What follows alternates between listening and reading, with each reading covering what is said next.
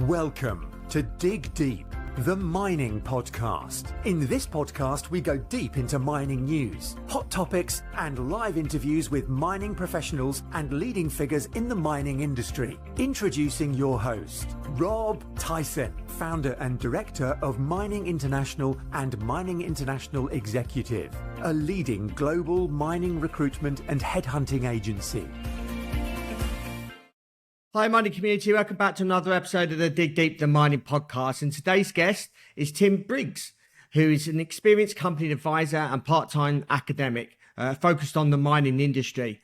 He's a director of Grainge Advisory Limited, which provides advisory and consultancy services to company, investors and other organisations predominantly in the mining sector. More recently, he's completed a comprehensive asset reviews and encompassing more than 30 mining companies and processing operations and projects spread across 11 countries for 2 of the top 10 mining companies in the world.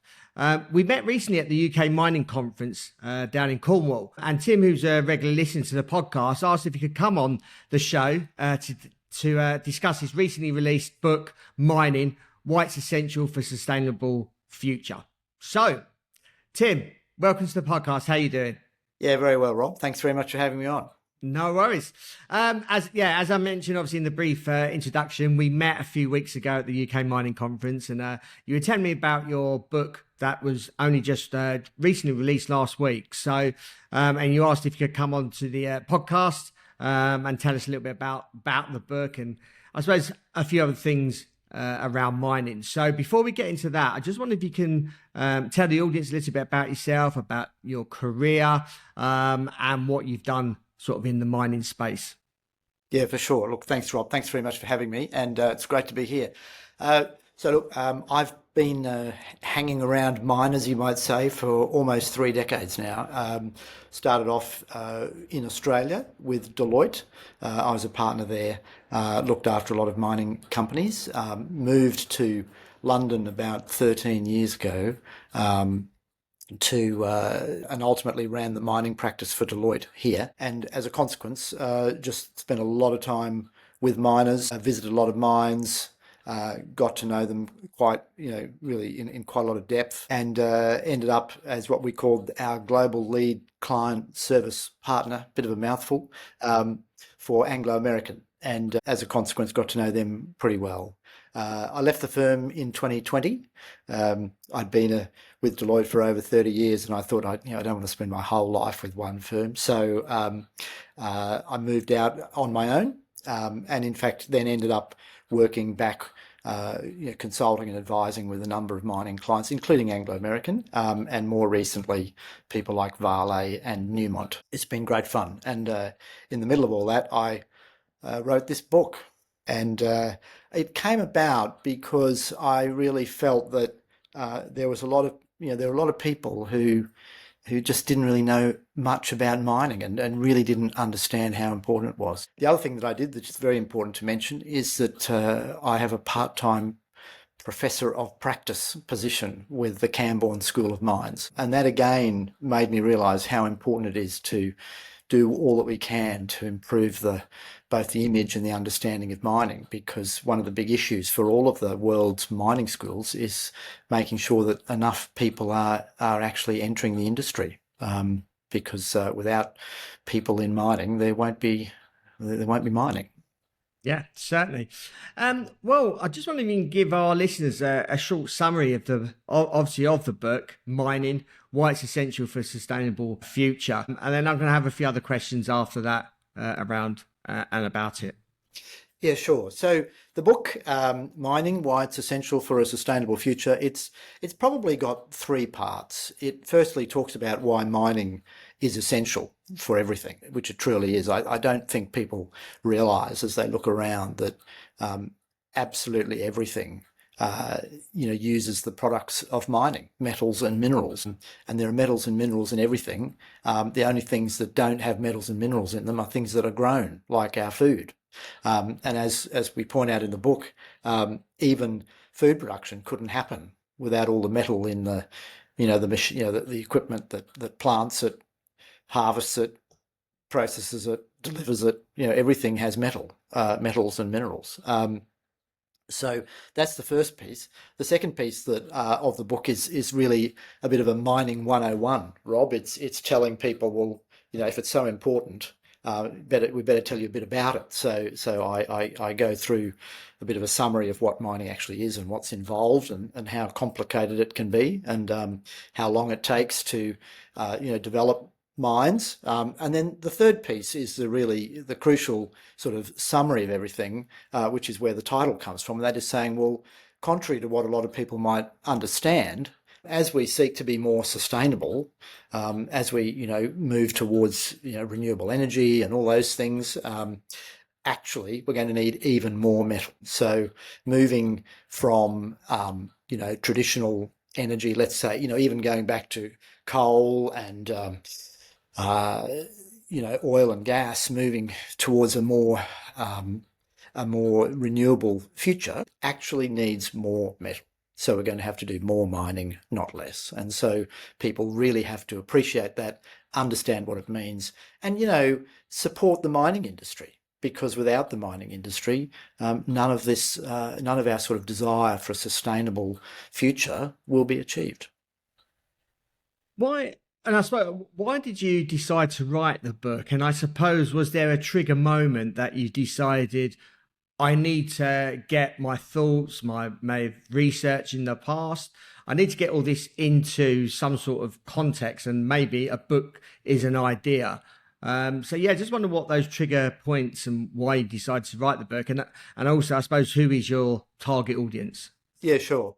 So there was a trigger point, Rob. I do a bit of talking at events or for people, for organisations, and I was talking to a group of engineering students at Imperial College, actually, in London, and I was talking. Literally, the title of my speech was, why mining is essential, and this was years ago. It was probably 2019 or somewhere around there, and it became very clear to me that this group of very smart, well-educated, well-read young people really had very little understanding of mining. They really didn't know. I think some of them didn't quite know why I was even there, why I'd been asked to come along and talk. Afterwards, I was talking to a lot of them, and in fact, I mentioned this in the book. I was talking with a lot of them, and I realised that they were very keen to know more, but they just didn't know. And I thought, we need to set this out in a book. And this is not unique. A lot of people say, mining is misunderstood. And I thought, well, yes, it is misunderstood. So let's write about it. So I thought, I'm going to write this book, set out why, what mining is, why it's important, and even more, as I say, counterintuitively for a lot of these people, why it's going to be even more important as we seek a more sustainable future. So that was the trigger, really. And the audience, well, there are two audiences. I mean, firstly, I think part of the difficulty, and as someone who's very proud to be involved with the mining sector, I mean, like you, Rob, we spend our day dealing with miners, but we still have to be honest that the industry has been pretty poor at promoting its own importance. It's just sort of got on with mining, but unfortunately that's not enough. And so this, you might say the first target audience, it's probably the same target audience as your podcast, is the industry itself, to say, grab this book, read this book, and if you feel that it could be helpful, tell people the same messages that is in the book. I mean, maybe hand out the book, I don't know. But the point is the industry needs to get better at explaining why it's so important. So that's the first target. And then the second target, of course, are all those people out there who want to know more, people who perhaps have a genuine interest in sustainability, in improving the way we all live and consume things.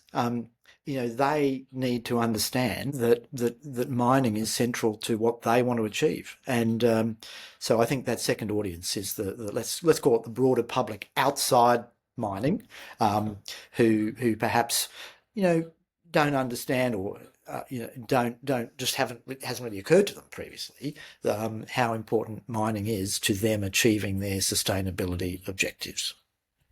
I've had a few guests on before that have obviously promoted books, and their backgrounds have been sort of, I suppose, geology, mine engineering, etc. You obviously have a different background in terms of your background is finance. Why would you say you're qualified to write a book in the mining industry? And I suppose I'm asking that question just so people understand, if they're looking to purchase it, what I suppose, looking at it from a different lens, and why they should consider the book from a finance guy. Although obviously you've been in the industry for a long time, what makes you qualified to write such a book? Yeah, sure, and that's a really good question. I mean, I'm not a geologist. I'm not a mining engineer. I'm an accountant originally. I think the answer is I've observed the industry for a very long time, and the good part about the roles that I've held is that I've observed the industry. I've observed it over many years, and in many different contexts, many different companies, many different mines, many different countries, many different issues. You know, I've spent a long time with miners. In fact, he won't mind me giving this anecdote. I showed the book at a very early stage to Mark Kudafani, who at the time was the CEO of Anglo American, and Mark, has very kindly written the foreword for the book, which is fantastic. And he said to me, Tim, you're not a miner, he said, but you've been hanging around miners for so long, we'll call you an honorary miner. And I thought that was fantastic, actually. That was really great. So, and I think that summarises it, Rob. As a non-miner hanging around with miners, I've been able to observe the industry over a very long period, I mean decades. And, as the book sets out, this is what mining is. And it's easy for me as someone, very, very involved in the industry, even though I am not a technical miner, it's very easy for me to see the key issues that we need to get across to people about the importance, the essential nature of mining. You, as you mentioned, you grew up in Australia and obviously spent most of your working life there. Do you observe any differences in attitudes to mining between Australia and other countries with significant mining activity? Yeah, it's really interesting. I think the Australian attitude to mining has perhaps slightly shifted. When I was younger, I think there was a great pride in the Australian mining industry. This was the period when the Pilbara was being developed, and Australia, the Pilbara was becoming the world's sort of preeminent iron ore district. I grew up in Brisbane, and Queensland, had the Bowen Basin and other areas where it was one of the world's great coal districts. There was a lot of gold mining. In fact, my first really major client was Normandy Mining, which was at the time Australia's biggest gold miner. There was a general sort of acceptance that mining was a really important part of Australia's economy. I think Australians have perhaps, and I don't want to be too mean about my fellow Australians, but I think they've become a bit complacent about mining, and they have also, for a lot of them, almost become a bit embarrassed about it. There's been a bit of a backlash against coal mining, and I think a lot of Australians have sort of jumped on this bandwagon that mining is generally, not a good thing. And that's one of the things that I point out in the book, is that if you don't appreciate how important mining is, then you clearly don't, you need to understand what we use all of the products of mining for, all the metals and minerals. And I'm just thinking in Australia, we might have lost that a bit. Whereas I think, in Canada, where I spent a lot of time with mining companies and people in Canada, I think they still appreciate the importance of it there. The US is a bit different because it's just such an enormous economy. Even though mining is important, it's quite a small element of the economy. And the other one is right here in the UK, where when you talk to people about mining, there are a lot of people, particularly older people, who still think back to that sort of legacy coal mining. When you say mining, they just think, the old coal miners with, sort of soot-covered men with pickaxes. I mean, it's just completely out of date. And this is another reason, I think, why we need to, bring people up to date on how important the metals and minerals are that mining produces. Yeah. I mean, what you've just said there, if I tell anyone that I'm in mining, the first question they ask me is there still mining in the UK? Exactly. That's the first question they ask. And I then obviously explain, I said, yeah, there is some mining here in the UK, but I work predominantly overseas. So, but yeah, that's, as you just described, it's the lack of knowledge, knowledge that people, the general public know about mining. So yeah, exactly. And one of the, that was, as I say, the driver for the book was that, and that lack of knowledge is not, it's not something that they're doing on purpose. It's just nobody's told them. Yeah. There's a big problem, obviously widespread arrogance, ignorance, and dislike of mining. And obviously you've sort of just mentioned that. Why do you think that dislike actually exists, and what the industry contributes towards it? If we have, or what can we as an industry do about that? And I suppose that all comes around branding of the industry. And again, I often ask various people on this podcast about branding of our industry. And obviously you've done a lot of research into this, obviously with your book. Is there anything that you can that you've thought of that can improve that whole image of branding and the branding of mining? Just wonder what thoughts you might have. Yeah, sure. So I talk about this quite a bit in the book, actually, because it's almost a sort of a pop psychology thing. Why does mining have a poor image? And I think part of the difficulty is that because the products of mining are sort of everywhere, used for everything, people don't really think about it. And as a consequence of the sort of ubiquitous nature of mining's output, it just sort of happens. So the only time that mining gets onto the front page of the papers, or the sort of the front of online media or on the television, is when something bad happens. Copper just gets dug up, turned into copper, put into cars or televisions or whatever. It just happens. No one talks about it. Nobody, there's no articles about, wow, look at what happens with copper. So the only time that you hear about copper is when there's a disaster at a copper mine. The only time that you hear about most mining is when something bad happens. And it's right and good. I'm not for a second suggesting we shouldn't be reporting that. It's important that when there's something goes wrong, that it's reported, particularly when there's, a loss of life or something like that. I mean, it's awful. It's tragic. And so it must be reported. But the problem is the good stuff is never reported. So consequently, the image that people have of mining is only drawn from when stuff has gone wrong.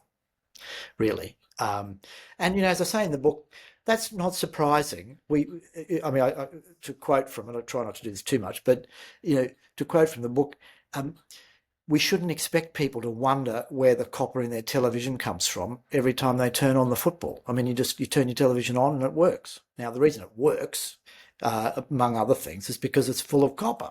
But you don't expect people to think about that, nor should we. So consequently, the only time mining is in the forefront of the public consciousness is usually when stuff's gone wrong. Yeah. I think that's one of the problems. But the second reason for the poor image, as I say, is that I think the industry has not really felt that it's necessary to do much about its image. And if you think about it, if you're a successful mining company digging up a commodity, or a metal that is a commodity that you know you're going to be able to sell, the price will go up and down, but you know you can sell it. the need for self-promotion is probably, fairly low on your list.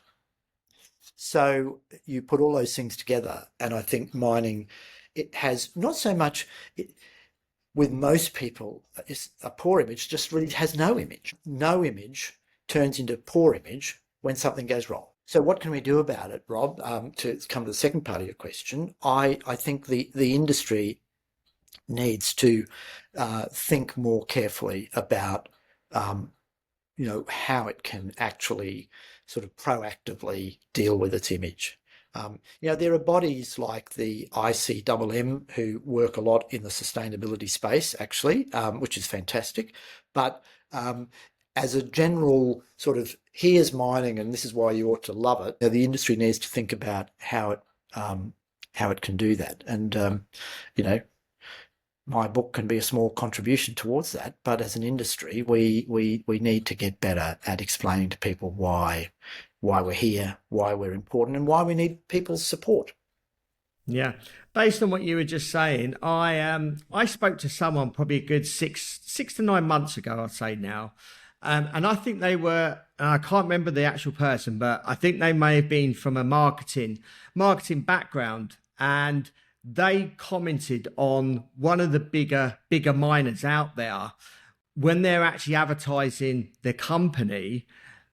What they were actually advertising is these big machines in the mining industry, and I think that's giving the wrong message over, because if you're advertising mining as driving these big machines, well, that is part of mining, but really I think the branding should be is for a mining company is to show why are they actually mining. They are mining to produce certain goods that is needed every day. Correct. And I think that kind of image should be given over, not an image of driving big trucks around a mine site. And yeah, it needed to change. And she did obviously make certain recommendations about that, but it was the branding image, and that's just something coming to my mind as you were just answering that question.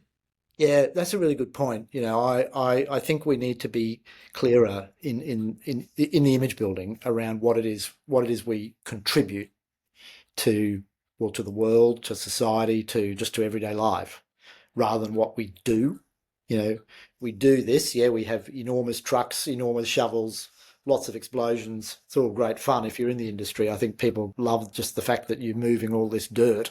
But actually, what is it that we should be telling the public? Well, this is what we contribute. We enable electricity. We enable communication. There's that classic one about mobile phones. Everything in a mobile phone is metal except for bits of plastic, and that comes from oil and gas. So, everything in a phone is either dug up or sucked up from under the ground, that sort of stuff. The fact you can turn your lights on, the fact that you can have either air conditioning or heating in to make it comfortable in your house. All of those things are utterly dependent upon the products of mining. And that's the message I think we need to make people understand. One of the absolute classics I enjoy is, because people just doesn't ever occur to them, is windows. You say to somebody who's getting a bit grumpy at you about mining, you say, well, do you like having windows? Do you like having glass in your windows?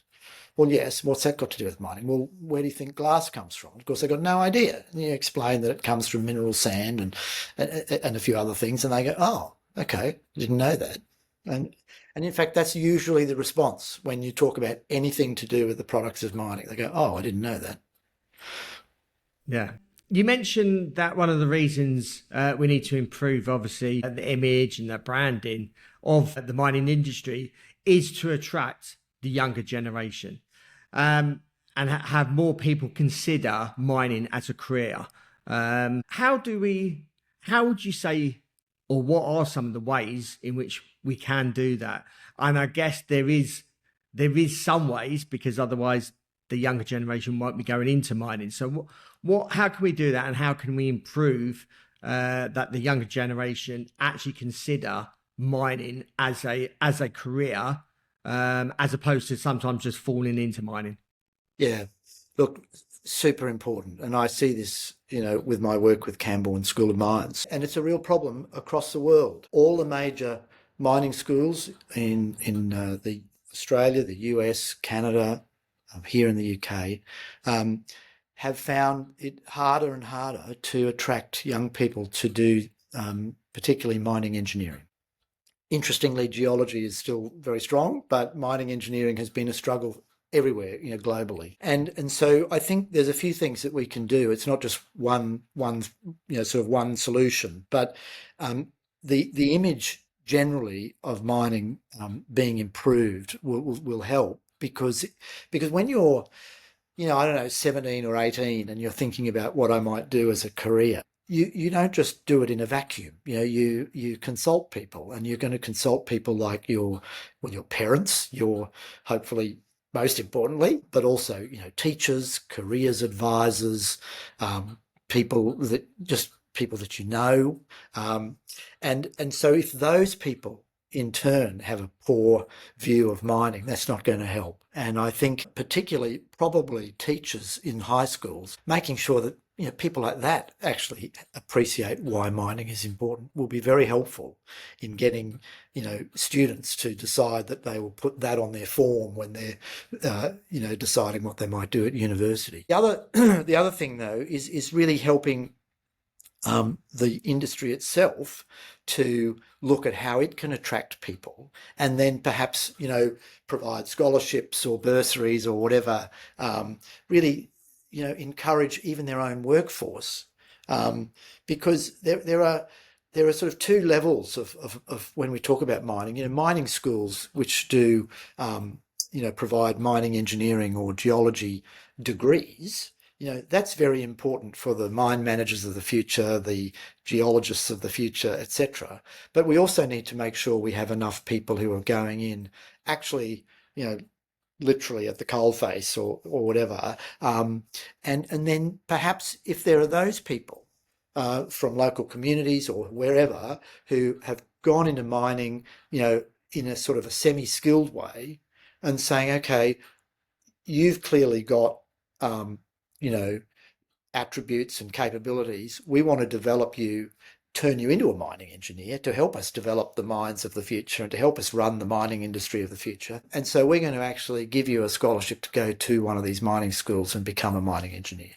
And so I think there are opportunities for not just let's call it the broader public to understand mining better. There are also opportunities for the mining industry itself to develop people to lead the mining industry of the future. And lastly, and in summary, why should we be encouraging people, whether that's adults, whether that's younger children, to buy and read this book? Well, I hope that this book can contribute to just people really understanding how important mining is. Essentially, without mining, none of the things we take for granted in life can continue. Without the products of mining, we wouldn't have electricity, we wouldn't have modern communication, we would not have modern transport, we wouldn't have mobility. We'd just sort of walk everywhere or ride a horse. But even our horses would be a bit stuck because they wouldn't have horseshoes. I mean, it's absolutely amazing how little we would be able to do without the products of mining. And the key point of the book is to make sure people understand that, to make sure, or hopefully help them understand more about what the industry actually is, because it's a bit hard to keep telling people how important something is and then not explain to them what it actually is and what's involved. And then finally, to say, and by the way, as we move towards a more sustainable world, you're going to need more mining, not less. It actually is central to our sustainability efforts. And so as a consequence, in effect, the title of the book summarises it, why it's essential for a sustainable future. And that's why they should read it. Tim, really appreciate your time coming on the podcast and telling us obviously about the book. If our audience wants to purchase a book, how can they go about doing that? Yeah, well, it's been released in the UK now. It was released on Friday, so you can get it through bookshops. You can go to the website of Polity Press, Polity, the publisher, and you can get it there. It's available on things like Amazon. It's there now. If you're looking for the book, you have to put my full name in, which is Timothy Biggs, just a small suggestion there, not Tim, but yeah, you can get it in any of those ways. And yeah, I encourage people to get it and read it, and I'd be really interested to get feedback on what people think.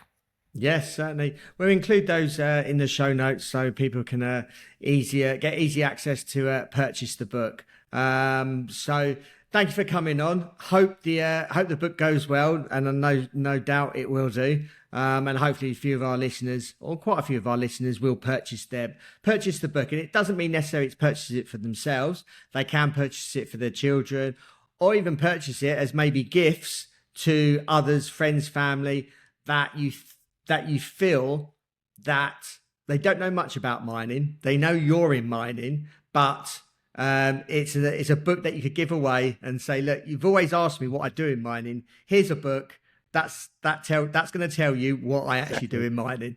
So so I encourage listeners to buy the book. So thank you again, and good luck with everything. Thanks very much, Rob. Great to be on. Thank you. Yeah, thank you. Thank you for listening. I hope you enjoyed that episode. As always, look, this is a important episode, not for just people within our mining industry. And as I always say on the outros of these podcasts, we need to spread the word far and wide to people outside of our industry. And this is a perfect way to educate people that are not in the mining industry, that are, i.e. the general public, that don't know much about what we do in mining. And Tim's book will surely answer a lot of those questions. So I encourage all of you to purchase a book. The links are going to be in the show notes, and purchase the book or even multiple copies, and give them away as gifts to either your children or to others that do question what you actually do in mining. And I think Tim's book will explain that. So thank you for listening again. Please keep sharing these episodes far and wide. Until next time, happy mining. Thank you for listening. Remember to reach out to Rob via the show notes, and be sure to subscribe and leave a review. Until next time, happy mining, helping each other to improve the mining industry.